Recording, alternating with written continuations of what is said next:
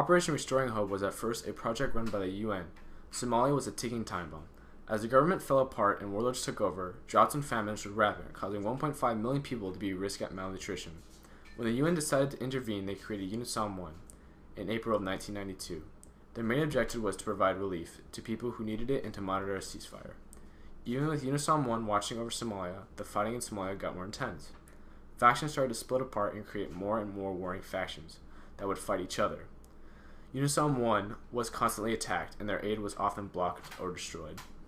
In November of 1992, General Mohammed Farad Adid declared that the peacekeeping fortress should be removed and that any other UN moves could be met with violent force. The UN Secretary General Boutros Ghali decided diplomatic strategies had to stop and a more aggressive option had to begin. The Secretary General did not have the skill or knowledge to manage an army in Somalia, so he recommended a large intervening force be put in to pave the way for future peacekeeping. On December 3, 1992, the Security Council passed Resolution 794, which allowed all necessary force to create a safe atmosphere for relief efforts. Immediately after the resolution was passed, UN asked the U.S. if they wanted to command the relief force. Relief force was called UNITAF. President George H. Bush accepted the request and initiated Operation Restoring Hope on December 4, 1992, and by December 9th, the U.S. had deployed troops in Somalia. Once deployed into Somalia, the U.S. began bringing in food supplies to help feed the dying citizens. U.S. popularity soon grew, but with every shift in power comes a loser, and the loser was General Mohammed Farah Adid. He began to violently take over the food supplies and again create famine by control and cutting off of food to the people.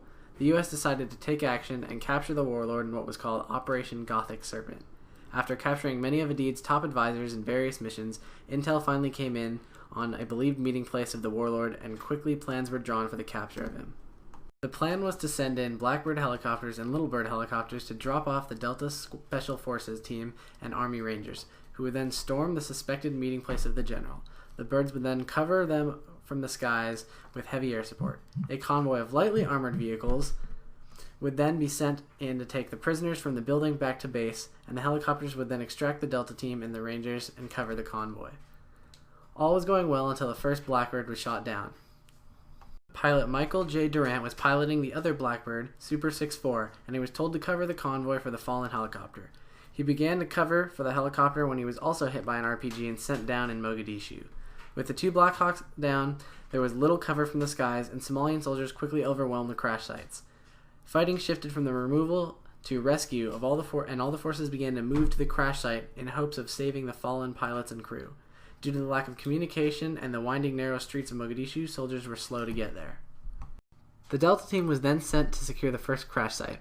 After they destroyed it, they were sent to the second crash site, but were held up by heavy fire and the lack of supplies were forced to retreat with a group of Rangers. During the struggle, two Delta snipers, Gary Gordon and Randy Shughart, volunteered to go and secure the second crash site until instruction was ready. Initially, the request was denied, but with time running out, they were allowed to proceed. They went in, faced heavy fire, and defended the crash site from huge mobs, killing over 25 militiamen. Sadly, they were quickly overrun and killed, leaving the pilot Michael Durant alone, who was then taken prisoner after being brutally beaten. Eventually, the crash site was secured when the Rangers met up with the Delta Force, and they proceeded to the site and were able to destroy the helicopter and take out the bodies. They then had to fight back out of the city, but with help from the UN Army, they convoyed out and made it back to the UN base. 11 days later, with the withdrawal of U.S. troops from Somalia, Michael Durant was released from captivity and was later awarded with many medals, including the POW Medal, Distinguished Flying Medal, the Purple Heart, 3 Air Medals, and a Bronze Star.